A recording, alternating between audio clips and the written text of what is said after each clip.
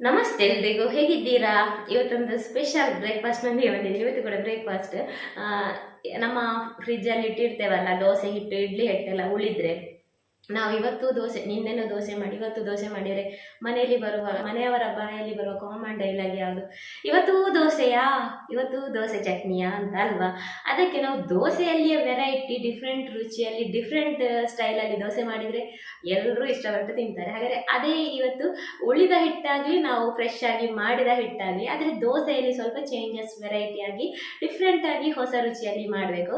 ಹಾಗೆಯೇ ಇವತ್ತು ಹೊಸ ರುಚಿಯಲ್ಲಿ ಒಂದು ದೋಸೆ ರೆಸಿಪಿ ಶೇರ್ ಮಾಡ್ತಾ ಇದ್ದೇನೆ. ಇದಕ್ಕೆ ಚಟ್ನಿ, ಸಾಂಬಾರು ಏನು ಕೂಡ ಬೇಡ, ಹಾಗೆಯೇ ಸೂಪರ್ ಆಗಿರ್ತದೆ. ಬನ್ನಿ ಸ್ಟಾರ್ಟ್ ಮಾಡುವ ಇವತ್ತಿನ ಸ್ಪೆಷಲ್ ಡಿಫ್ರೆಂಟ್ ದೋಸೆ.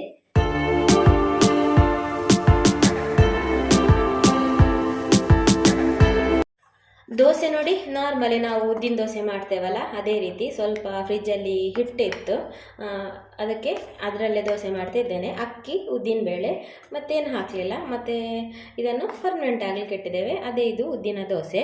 ಮತ್ತು ನಾನು ಮಸಾಲೆ ದೋಸೆ ಮಾಡೋದನ್ನು ಆಲ್ರೆಡಿ ತೋರಿಸಿದ್ದೇನೆ, ಅದೇ ಹಿಟ್ಟಲ್ಲಿ ಕೂಡ ಮಾಡ್ಬೋದು. ಈಗ ಇದಕ್ಕೆ ಚಟ್ನಿ ಮಾಡಲಿಕ್ಕೆ ಒಂದು ಮಿಕ್ಸಿ ಜಾರಲ್ಲಿ ಒಂದು ಟೊಮೆಟೊ ಈ ರೀತಿ ಕಟ್ ಮಾಡ್ಕೊಂಡು ಹಾಕಿ, ಒಂದು ಈರುಳ್ಳಿ ಮತ್ತು ಒಂದು 4-5 ಎಸಳು ಬೆಳ್ಳುಳ್ಳಿ. ಮತ್ತು ಇದರಲ್ಲಿ ಅಷ್ಟೊಂದು ಹುಳಿ ಆಗೋದಿಲ್ಲಲ್ಲ, ಕೆಲವು ಟೊಮೆಟೊದಲ್ಲಿ ಹುಳಿ ಆಗ್ತದೆ, ಒಂದು ಸ್ವಲ್ಪ ಹುಳಿ ಸಾಕು. ಹುಳಿ ಹಾಕಿದರೂ ಆಗ್ತದೆ, ಹಾಕದಿದ್ದರೆ ಆಗ್ತದೆ. ಯಾಕೆಂದರೆ ಉದ್ದಿನ ದೋಸೆ ತುಂಬ ಹುಳಿ ಇರ್ತದಲ್ವ, ಹುಳಿ ಹಾಕಿದರೆ ಮತ್ತು ಹುಳಿ ಆಗ್ತದೆ. ಹುಳಿ ಇಷ್ಟ ಆಗುವವರು ಸ್ವಲ್ಪ ಹಾಕಿ, ಇದಕ್ಕಿಂತ ಜಾಸ್ತಿ ಕೂಡ ಹಾಕ್ಬೋದು. ನಾನಿಲ್ಲಿ ಸ್ವಲ್ಪ ಹಾಕ್ತೇನೆ ಟೇಸ್ಟಿಗೆ.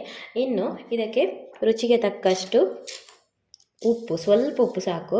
ಮತ್ತು ನೀವು ಚಿಲ್ಲಿ ಪೌಡರ್ ಕೂಡ ಹಾಕ್ಬೋದು. ಈ ರೀತಿ ಕೆಂಪು ಮೆಣಸು ಉಂಟಲ್ಲ, ಅದು ಕೂಡ ಹಾಕ್ಬೋದು. ನಿಮ್ಮ ಟೇಸ್ಟಿಗೆ ಅನುಸಾರವಾಗಿ ಹಾಕಿ. ನಾನು ಸ್ವಲ್ಪ ಖಾರ ಆಗಲಿ ಅಂತೇಳಿ 4 ಮೆಣಸು ಹಾಕ್ತಾ ಇದ್ದೇನೆ.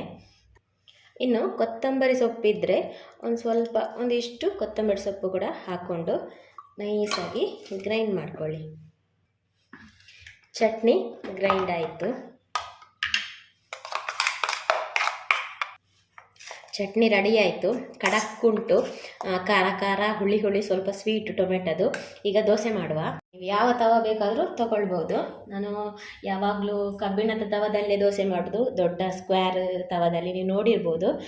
ಇವತ್ತು ಇದರಲ್ಲಿ ಮಾಡಿ ತೋರಿಸ್ತೇನೆ. ಅದು ಆ ತವ ಎಲ್ಲರ ಹತ್ರ ಇರುವುದಿಲ್ಲಲ್ಲ, ತುಂಬ ಕಮೆಂಟ್ ಬರ್ತಾ ಉಂಟು ಆ ತವ ಎಲ್ಲಿಂದ, ಆ ತವ ಎಲ್ಲಿ ಸಿಗ್ತದೆ ಅಂತ. ಹಾಗಾಗಿ ನಾನು ಆಲ್ಮೋಸ್ಟ್ ಆಗಿರೋದು ಈಗೆಲ್ಲ ನಾನ್ ಸ್ಟಿಕ್ ತವ ಅಲ್ಲ, ಅದಕ್ಕೆ ನಾನ್ ಸ್ಟಿಕ್ಕಲ್ಲೇ ಮಾಡಿ ತೋರಿಸ್ತಿದ್ದೇನೆ.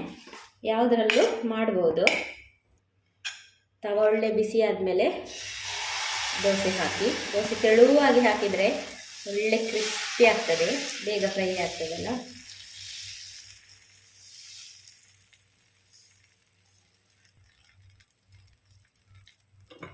ಹೈ ಫ್ಲೇಮಲ್ಲೇ ದೋಸೆಯನ್ನು ಫ್ರೈ ಮಾಡಿ, ಸ್ವಲ್ಪ ಮೇಲಿಂದ ಎಣ್ಣೆ ಸ್ಪ್ರೆಡ್ ಮಾಡಿ, ಸ್ವಲ್ಪ ಇದು ಬೇಯಲಿ, ದೋಸೆ ಫ್ರೈ ಆಗಲಿ. ತವ ದೊಡ್ಡದಿದ್ದರೆ ಈ ರೀತಿ ತಿರುಗಿಸಿ ಫ್ರೈ ಮಾಡಿ.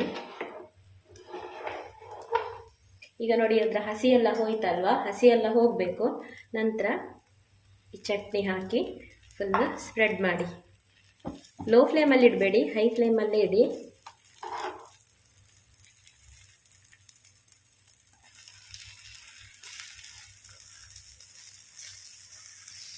ಫುಲ್ಲು ಸ್ಪ್ರೆಡ್ ಮಾಡಿ. ಈ ದೋಸೆ ತಿನ್ನಲಿಕ್ಕೆ ಎಂತ ಕೂಡ ಬೇಡ, ಚಟ್ನಿ ಸಾಂಬಾರು ಏನು ಬೇಡ. ಎಣ್ಣೆಯ ಬದಲು ತುಪ್ಪ ಕೂಡ ಹಾಕ್ಬೋದು, ಇನ್ನೂ ಟೇಸ್ಟ್ ಒಳ್ಳೆದಿರ್ತದೆ.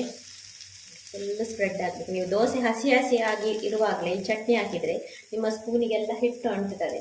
ಈಗ ಸ್ವಲ್ಪ ಮೇಲಿಂದ ಪುನಃ ಎಣ್ಣೆ ಹಾಕಿ ತಿರುಗಿಸಿ ಫ್ರೈ ಮಾಡಿ. ಒಳ್ಳೆ ಕ್ರಿಸ್ಪಿ ಆಗಬೇಕು. ನೋಡಿ, ಗ್ಯಾಸ್ ಹೈ ಫ್ಲೇಮಲ್ಲೇ ಇದೆ. ಈ ಚಟ್ನಿಯ ಮೇಲೆಲ್ಲ ಎಣ್ಣೆ ಈ ರೀತಿ ಇದ್ದು ಅದೊಳ್ಳೆ ಕುದಿಬೇಕು. ಹೀಗೆ ನೋಡಿ,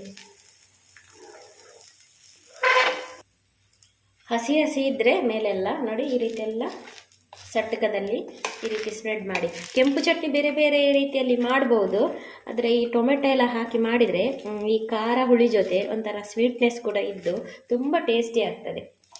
ಒಳ್ಳೆ ಫ್ರೈ ಆಗಬೇಕು, ಕ್ರಿಸ್ಪಿಯಾಗಿ ಸೂಪರ್ ಆಗ್ತದೆ. ಸಾಕೀಗ ಒಳ್ಳೆ ಫ್ರೈ ಆಗಿದೆ.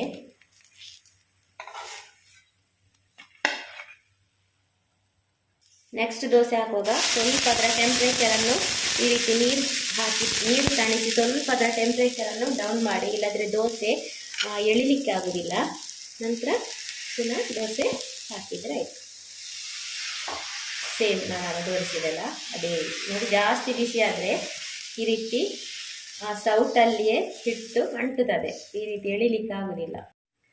ನೋಡಿಲ್ಲಿ ದೋಸೆ ನೋಡುವಾಗಲೇ ಬಾಯಲ್ಲಿ ನೀರು ಬರ್ಬೋದಲ್ವಾ, ತುಂಬ ಸೂಪರ್ ಆಗ್ತದೆ. ಹಾಗೆಯೇ ಬೆಣ್ಣೆನೋ ತುಪ್ಪನೋ ಹಾಕಿದ್ರು ಇನ್ನು ನೋಡಿ ಎಷ್ಟು ಕ್ರಿಸ್ಪಿಯಾಗಿ ಬಂದಿದೆ ಅಂತ. ಚಟ್ನಿ ಸಾಂಬಾರು ಏನು ಬೇಡ, ಅಷ್ಟೊಂದು ಸೂಪರ್ ಆಗಿದೆ. ಮತ್ತೆ ನಾವು ಈ ಚಟ್ನಿಗೆ ಟೊಮೆಟೊ ಹಾಕಿದ್ರಿಂದ ಅದರ ಟೇಸ್ಟ್ ಉಂಟಲ್ಲ ಡಬಲ್ ಆಗ್ತದೆ. ಅಂದರೆ ಸ್ವಲ್ಪ ಟೊಮೆಟೊ ಸ್ವಲ್ಪ ಸಿಹಿ ಇರ್ತದಲ್ಲ, ಹಾಗಾಗಿ ನಿಮಗೆ ಕ್ರಿಸ್ಪಿ ಕೇಳ್ತಿರ್ಬೋದು, ಸೂಪರ್ ಆಗ್ತದೆ. ನಾನು ನನ್ನ ಮಗ ಇವತ್ತು ದೋಸೆಯಾ ಅಂತ ಡೈಲಾಗ್ ಹೊಡೆದ್ರೆ ಹೀಗೇನೆ ಮಾಡು, ಟಿಫಿನಿಗೂ ಕೊಂಡೋಗ್ತಾನೆ, ಬ್ರೇಕ್ಫಾಸ್ಟಿಗೂ ಗಟ್ಟಿಯಾಗಿ ಹೊಟ್ಟೆ ತುಂಬ ತಿಂತಾನೆ. ಇಲ್ಲಾಂದರೆ ದೋಸೆ ಮಾಡಿದರೆ ನನಗೊಂದು ಸಾಕು ಅಂತ ತಗೊಂಡು ಅದರಲ್ಲಿ ಅರ್ಧ ತಿಂದು ಬಿಡ್ತಾನೆ. ನೋಡಿ, ನೀವು ಕೂಡ ಟ್ರೈ ಮಾಡಿ, ತುಂಬ ಸೂಪರ್ ಆಗಿ ಇರ್ತದೆ, ತಿಂತಾನೆ ಇರುವಂತ ಆಗ್ತದೆ. ಅಂದರೆ ವಿಡಿಯೋ ಮುಗಿಸ್ಬೇಕಲ್ಲ, ಒಂದು ತೊಂದರೆ ತಿಂತೇನೆ.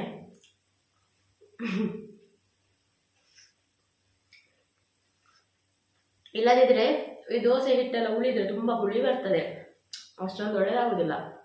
ಈ ರೀತಿ ಸ್ವೀಟ್ ಟೊಮೆಟೊ ಚಟ್ನಿ ಹಾಕಿ ತಿಂದರೆ ಎಷ್ಟು ದಿನ ಬೇಕಾದ್ರೂ ಹುಳಿಗೆ ಆದ ಹಿಟ್ಟನ್ನು ಮಾಡಿ ತಿನ್ಬೋದು. ಆಯ್ತಾಗಾದ್ರೆ ಇವತ್ತಿನ ಈ ಸ್ಪೆಷಲ್ ದೋಸೆ ನಿಮಗೆಲ್ಲ ಇಷ್ಟ ಆಗಿದೆ ಅಂತ ಭಾವಿಸ್ತೇನೆ. ಇಷ್ಟ ಆಗಿದ್ರೆ ಒಂದು ಲೈಕ್ ಮಾಡಿ ಆಯ್ತಾ. ಹಾಗೆಯೇ ಸಿಗುವ ಮುಂದಿನ ವಿಡಿಯೋದಲ್ಲಿ. Till then take care, bye, thanks for watching.